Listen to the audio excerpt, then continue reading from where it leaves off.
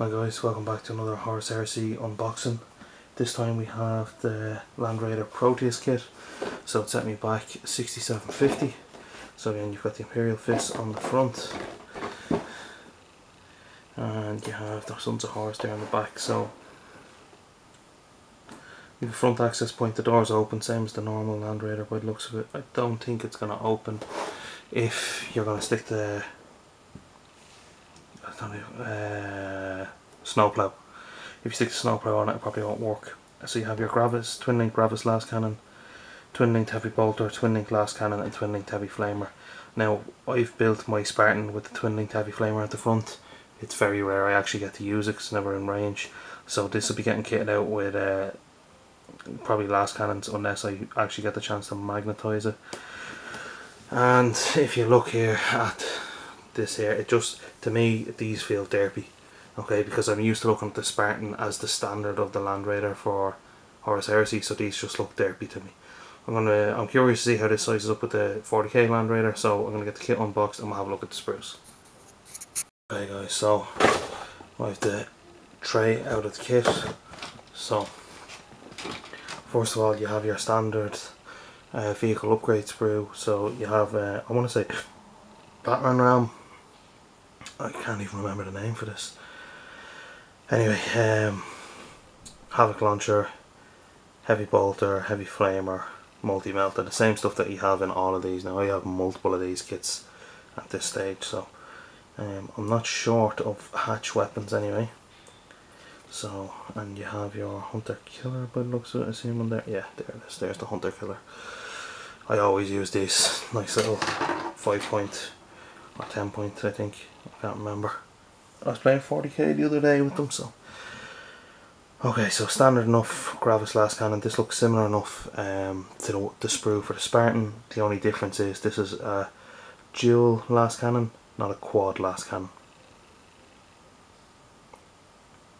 Although, interesting.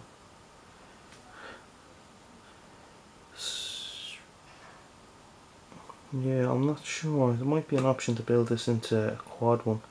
So these are obviously your shield pieces that go on for the rotating of the gun, but there's 6 panels. So I'd say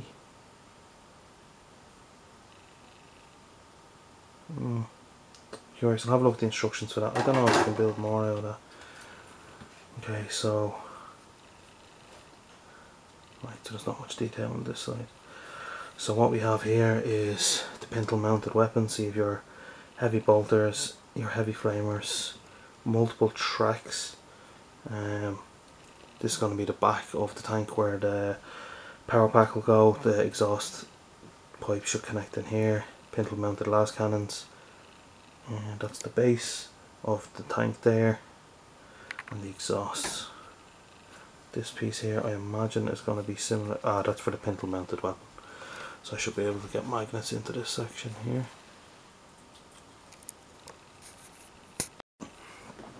Okay, so next up we have the side panels, some of the interior parts.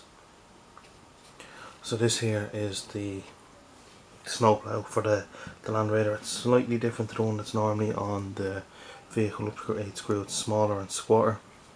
We've one of the viewing hatches. If I turn that around, that's a sensor array that'll go up beside the turret mount. You have the internal door of the assault compartment, the assault ramp. So kind of all the details that are on this side. Flicking it around. So this is the internal parts where, so that'll be the weapon sponson.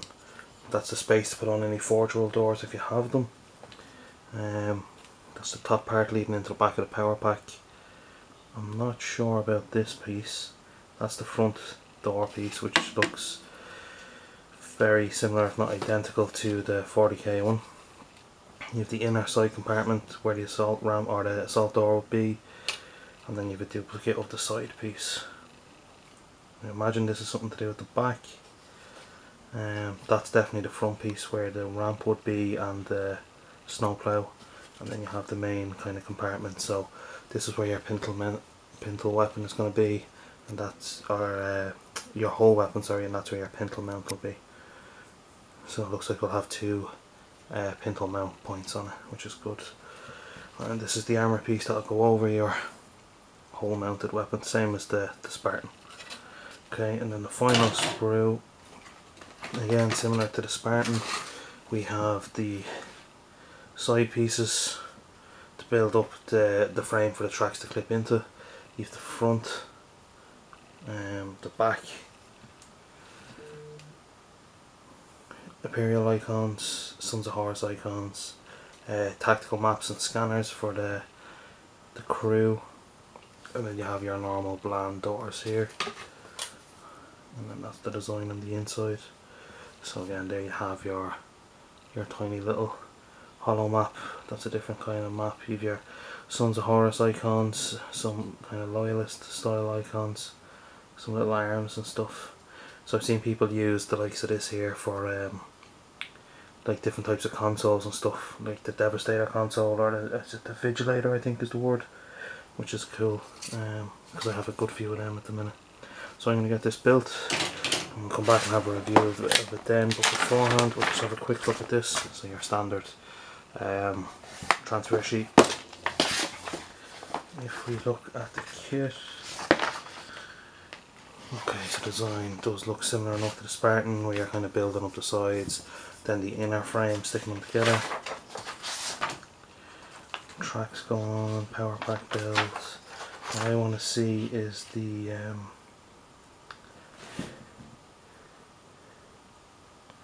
so there's the Land Raider. This kit can be used to assemble either a Land Raider Proteus carrier or a Proteus Explorer.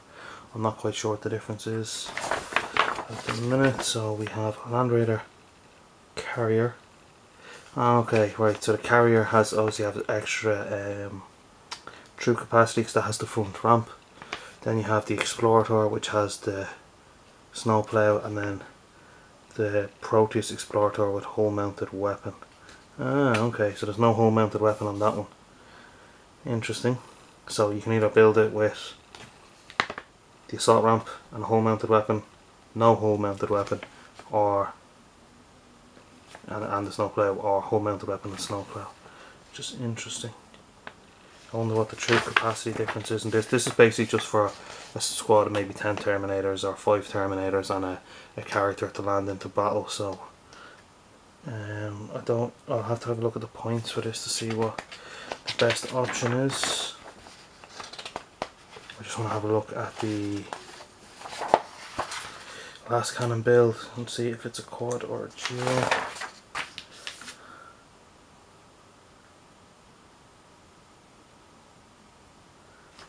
It just has them down as duals, which is interesting, because they give you, maybe that's just the sprue that you get is the same as the sprue from the Spartan, and then it just goes through the different weapon options and stuff there. So it does actually look pretty cool without the assault ramp and the hull mounted weapon, but you kind of want to be bringing an extra 2 last cannons. This is it here. I like this build of it, but I don't think I'd be missing out on the 2 last cannons now myself. Right guys, that's the Land Raider Proteus. I didn't realise upon buying it that there was different build options, so I might have to pick up another one. But stay tuned, we'll be back in a few minutes with the built version. Hi guys, welcome back. So here we have the fully built Land Raider Explorer with the hull mounted weapons. It was actually not that bad of a kit to build. It went together pretty similar to the Spartan, with the way the main kind of chassis was put together. You build the front, you build the back, and then you kind of stick them together. So it actually ended up looking like this when you stuck it together. So it's cool. You do get the options in this to build quad last cannons, which I think is weird because I don't think you can take them, but it's cool because you can. I have the ability to build another kind of last cannon thing out of it or something. I don't know what I'm going to do with that information. So it's derpy as all hell. Okay, it looks like someone literally took a 3D model of a Spartan assault tank and then scaled it down on one axis without holding shift. So it scaled down, like it kept its height, but they just shrunk the length down. It's still a pretty cool kit. I don't actually have my Land Raider with me to scale it out, see how it looks. I had loads of places to stick the Hunter Killer Missile on the Spartan, not so many places here, so it's mounted down here to kneecap some Heretic Space Marines. Love the idea of there being a dozer blade, found out the name of that, on the front of it. Again, the last cannons are, I built them so that I could interchange them out with any of the other sponsored weapons that I've built. Didn't glue them on, so that's them. And I went with the last cannon hull mounted weapon as well, because look, if I'm running this up the board with a few Terminators in it, they're probably going to be assault Terminators or something. I'm going to want a bit of firepower in it, and I gave it the smoke launchers. Haven't actually used the smoke launchers in game, but I always like to look at them on the models. You only have one hull mount point on it. I went for a heavy bolter, okay, like so. I went for a tank commander with a multi-melta. It doesn't really fit as well as I would have liked, so probably won't be using him, and the havoc launcher. The only issue I had with building was these guys, getting them stuck on. I actually had this one stuck on the wrong way. Other than that, guys, it's a pretty straightforward build. Thanks for watching. Let me know what you think of the video, and stay tuned to see this model painted. Have a good day.